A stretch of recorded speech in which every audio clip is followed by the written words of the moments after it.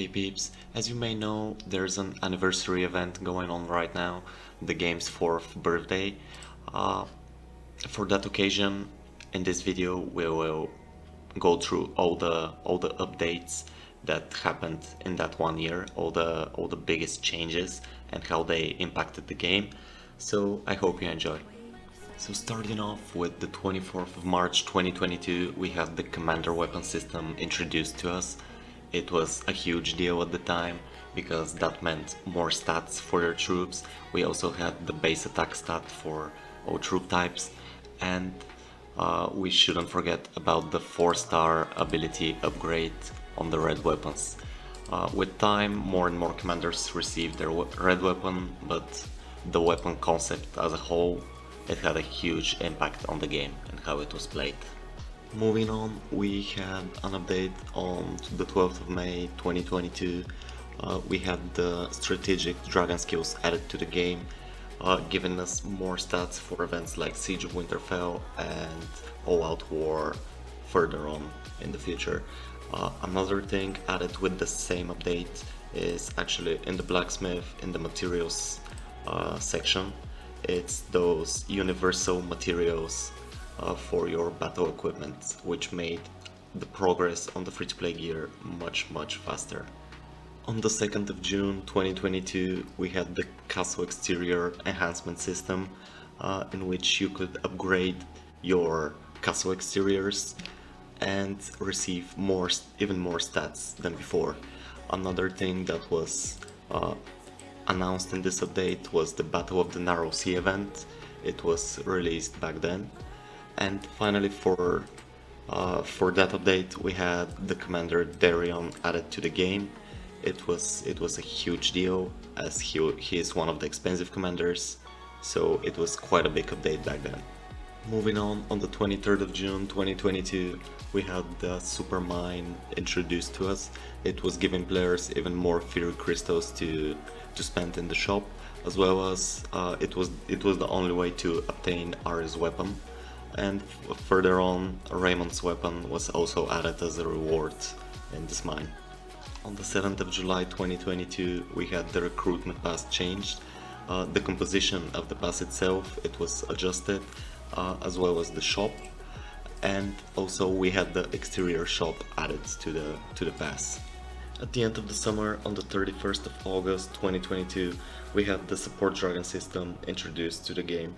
The lightning dragon was added, and it was quite a hype. We had a 4th dragon, and apparently the bigger part of the community loves dragons. What more can I say? Another thing that was huge for this update was the All Out War event. It was finally about to begin. 2 weeks after the update dropped, the event started. It was quite a fun event. I suggest you go to some chroniclers YouTube channels and watch some footage if they have any. On the 20th of October 2022, it all changed for invaders. There were new rules about transnational relocation, and kingdoms had new statuses, which were new kingdoms, semi-open kingdoms, and fully open kingdoms, depending on how old they were. So invaders couldn't invade wherever they liked, they were more limited. Alright, moving on the 3rd of November 2022, we had some Champion City Siege changes, and one of them stood out. It was the hospital capacity and being able to exceed it. It was quite a huge change, as there weren't as many dead troops as before. Therefore, players could afford to be a little bit more reckless while playing that event. 1 month ago, on the 23rd of February, that change was reverted, and the hospital capacity cannot be exceeded anymore. Another thing that was changed 1 month ago was that all castles will not be attackable by other players during the battle, but alliances can make multiple rallies against the City of Wonders at the same time. So it's a little bit different from before, but those are the changes. Later in that month, on the 24th of November, we had a new KVK blessing introduced to us, the Lord of Light's Protection, and actually the next KVK will have it as well. And in this blessing, in this KVK, whoever is attacking or reinforcing a great city, such as King's Landing for example, will not have their fervor turn on, or they won't have their bubble broken. It was quite a huge addition to the game, as it's like a new game mode, and it was quite fun. Another thing added with the same update was the Rebel Group remake. It was the rebel groups were split into three types: Inf, Cav, and Spear, and they had different levels. And it was a huge event, giving different rewards, badges. It was so nice. Also, the maximum endurance was increased, and a ton of other stuff was changed with that Rebel Group remake and how that game aspect worked. On the 29th of December 2022, we had the level 6 Rebel Leaders added.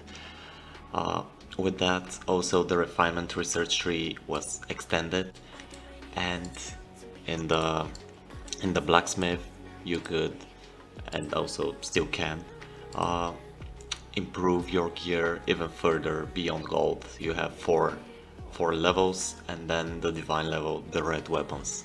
It was quite a huge update, as more and more stats were involved in battles. So starting with the new year, on the 11th of January 2023, we have the Mentor Apprentice system introduced to us. It was a really amazing update in my opinion, as it encouraged cooperation between players, and at least in my opinion, it's quite fun to help out someone who is newer to the game and needs someone to teach him all the basics. Another thing that was added with the same update were the alliance buildings, which helped alliance members even more, whether it be with resources from the warehouse, truces from the defense tower, or just troops from the war camp for rebel camp rallies. And finally, about a month ago, on the 23rd of February, we had the new Werewood tree introduced to us. It completely changed, and you can see a lot of videos from a lot of chroniclers what the changes were and how it works, but it's quite different from before. Another thing that was changed was the commander promotion rank system. Now we don't have ranks, we just have levels, which is also quite handy to have as an update. And finally, we'll just mention the commanders that were awakened during this year. First off, we had Simon awakened at March 2022. We had Varys and Marjorie awakened in April 2022. We also had Russell and Winton in July, and we had Jean in November and Sansa in December, as well as of course Darion, who got his awakening when he was added to the game. So pretty much those were the bigger changes that impacted the game and how it was played. My personal favorites were the Werewood Tree one and the Mentor Apprenticeship system, but there were some other quite nice updates as well. Let me know which one was your favorite. So with that being said, I hope you enjoyed the video, and until next time.